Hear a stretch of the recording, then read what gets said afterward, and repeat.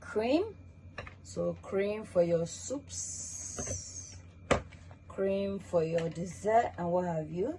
So I have my cornstarch here, a bit of butter, some sugar, and my whole milk.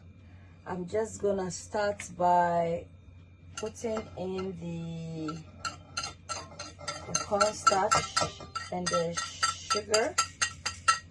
I'm just gonna mix it thoroughly.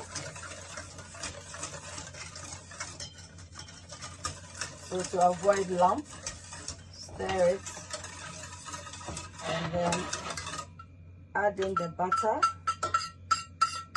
and then keep stirring, and then we'll put it on fire.